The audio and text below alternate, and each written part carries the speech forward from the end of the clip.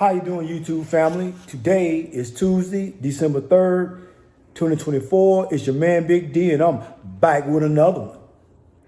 Before I speak on this next episode, I would like to thank each and every one of you that have continued to support my son and I as we go on this YouTube journey to bring you knowledge and enlightenment, things that you can use, things that you can apply to your everyday lives. My son and I, we greatly appreciate it. Thank you.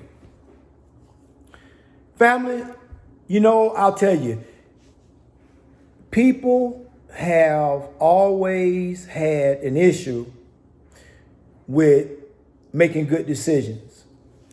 And in my previous career field, I saw a lot of people who crash and burn because they made ill-begotten decisions. Basically, these people committed what was called self-inflicted wounds. There were some people during the course of my career that I can say, let's take relationship-wise. The woman either hooked up with a pookie, a little dank. Now she pregnant by him. Now there's a baby involved. And now this woman who probably could have been a decent woman, could have been a decent wife, now she's stuck because she made the bad decision to link up with this no account dude that wasn't about shit. And now she has gotten herself into a conundrum, self-inflicted wound.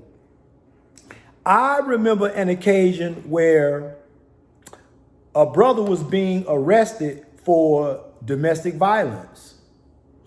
And I was getting ready to sign the arrest affidavit so that he could be booked in.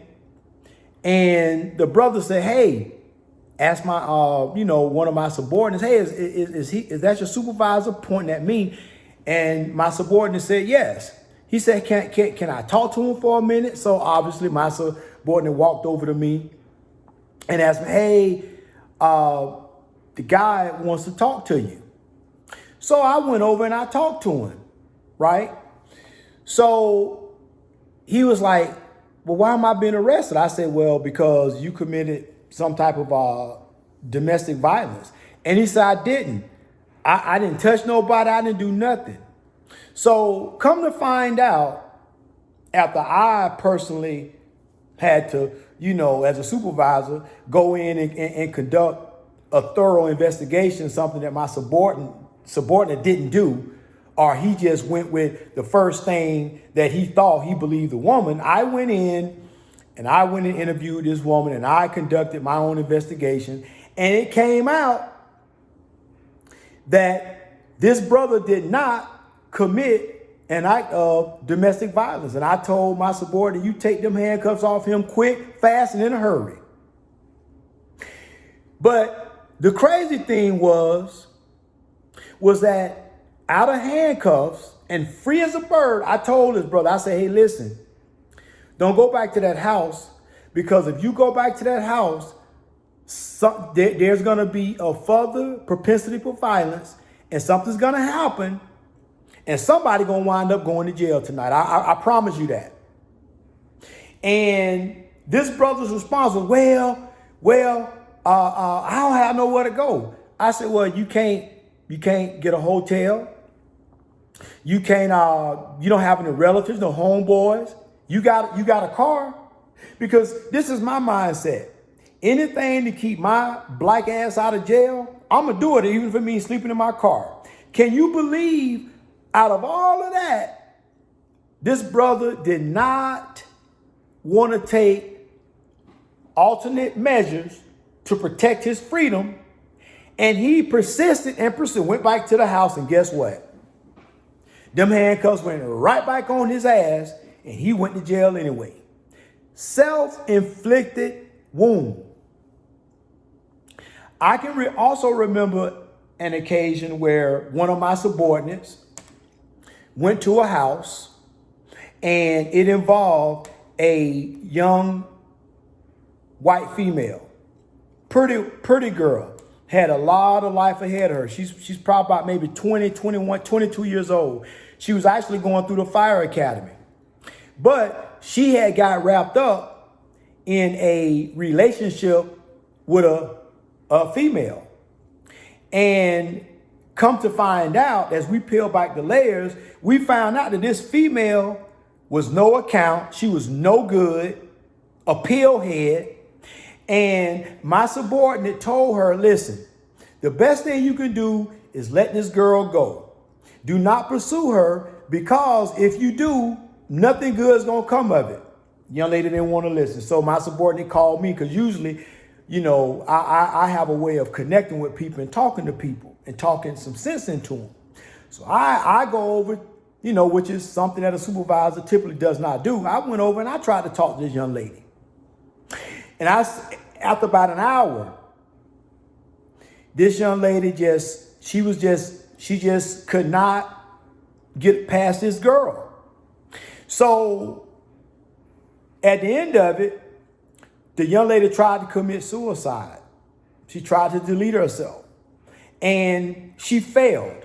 We were able to, you know, Baker Act her. That's when somebody, you know, gets taken into custody against their will so they can be evaluated for 3 days or so to determine if they are a danger to themselves or others.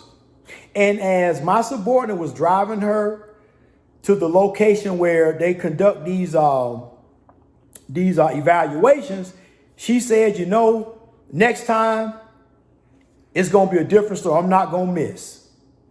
I'm not going to miss next time. Meaning she was not going to miss taking her own life. Can you believe not even a week or so later, I'm driving into work and I get dispatched to a hot call. My same subordinate was over at the house. You would not believe that this young lady got a hold of a shotgun and basically put it up under her chin, and you can imagine the rest. Self-inflicted wound. You see, people, family, sometimes when life sends someone to give you some type of guidance and advice, we don't want to take that advice because we think we know best. Sometimes when it comes to relationships, matters of the heart, we also think that we know best, even though our loved ones are saying, hey, listen, this person is no good for you. You need to let them alone. Nothing good is going to come of you dealing with this person. And yet they persist on and to their own demise, to their own detriment. Self-inflicted wounds. Gentlemen, if you encounter a lady in the streets, wherever, and y'all start kicking it, and you can, you know, it don't take a lot to see how a person is moving in life. It don't take a lot it don't take a lot of time. It don't take no 90 days, 180 days. You can tell by a person's aura and how they carry themselves as to how they are potentially going to be when they're in a relationship with you. And if you know that this woman has a high body count, has multiple baby daddies, a stripper, a weed head, a coke head, and you still persist in clapping them cheeks, and you wind up either getting her pregnant, catching some type of STD, or potentially getting into an altercation with one of them dusty ass pookies or ray-rays that she's dealing with. Even though your gut told you, nah, you need to leave this one alone. But what will you do? You will commit a self-inflicted wound. Ladies, when you have a good man And you think just because you are having sexual intimacy with this man, you think that's all you got to do. You think you don't have to do nothing else. And you take this man for granted. When everybody's telling you, hey girl, these dating streets is hard. Ain't no more good men out there. They're hard to find. You got you a good one. You better hold on to him. But because you get anxious in your little panties, you get a little tingling in your little box. You're looking at the dude next door. You're looking at the dude on the job. Next thing you know, you bored with your dude. This man that's safe, that's going to take his ass to work every day, that's going to look out for you. When everybody telling you, hey girl, you better stop doing that. Nothing good's going to come of it. You going do it anyway. You hook up with one of these randos anyway. And now the good dude that you had is no longer in your life. Self-inflicted wound. You see, family, I found that many a times when bad things happen to us, it's because we do it. We cause it. It ain't the white man's fault. It ain't the president's fault. It ain't the Republicans' fault, the Democrats' fault. No, it's your fault. Because at the end of the day, you are responsible for you. You have to make right decisions. And if you don't make a right decision, you are going to suffer for your bad decisions. But the problem is, most of the people that make these bad decisions and end up in a catastrophe, they are loved by people who will suffer along with them. Because nobody don't want to see their family member, going through it. Nobody don't want to know that their family member was in so much anguish that they terminated themselves. They took their own life. Nobody wants to go through that. Nobody don't want to hear about somebody catching hell. But at the end of the day, we all have to be accountable and responsible for our own actions.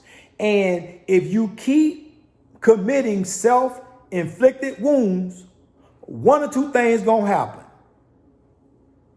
You either gonna learn and be better, or just like that young lady I told you about with the shotgun, you gonna get it right. And you gonna take yourself out. So family, you gotta make the decision as to who you wanna be, what you wanna be. You have to do this. You have to make better decisions in your relationships. You gotta stop choosing losers and lames. You got to stop choosing and pouring into people that don't mean you any good. As I said in the previous video, sometimes you got to be selfish. And sometimes you got to worry about yourself. Everybody talking shit about why Joe Biden said he wouldn't pardon his son. He wouldn't pardon his son because his son had committed felonious crimes. But let me tell you, I don't blame that man for pardoning his son, because if it was my son and I had the power to spare him, knowing that if I don't, the rest of his life is going to suck, I would do the same thing. And any parent would do the same thing for their child. Now, with this caveat, short of my son committing some type of mass murder, being a serial killer, I would have to probably talk to my son and say, now, why did you do that? Why did you commit that particular crime? And if he don't have a good answer, well, you know what? Right is right and right don't wrong nobody. My son may have to go do some time. But anything short of that, some type of homicide or something like that, no. I am not going to stand by and watch my son rot in prison. So if I was President Biden, I would have done the same thing. I would have pardoned my son. I would have done the same thing. And anybody who out there saying the man is a liar, well, let me tell you something. I guarantee you, if it was your son and your daughter, you do the same thing. Because you know, at the end of it, if Joe President Biden is an old man, he may not live to see next year. But guess who is still a young man? His son. And in order to continue and in order for the Biden legacy and the name and the generation to carry on, the son must survive. And ain't nowhere in the world his son gonna be able to do that if he rotting in jail or prison. So I don't blame him for throwing his son a life preserver and saving him. Maybe it was that his son did have an addiction and he had a problem. And more times than not, we see this country, the criminal justice system, instead of having programs to help these people, we just want to throw them and lock them away. And unfortunately, black folks have always been on the receiving end of that. Because I remember growing up when we had the little black crackheads in the neighborhood. They always getting locked up. Say, man, is that not something better for these people besides jail? Because all they do is go to jail, they dry out, you know, go through withdrawals and whatnot, and then they get out and they go back to the same thing. There's got to be something else. So we as people, before we start pointing the finger at folk, we got to remember, when you point one finger, you got three of them pointing right back at you. And if you are continuously committing self-inflicted wounds to yourself, you will want to be saved if there was a potential to save you, or if you were worth saving. Well, family, always remember, be more tomorrow than you were yesterday. Peace.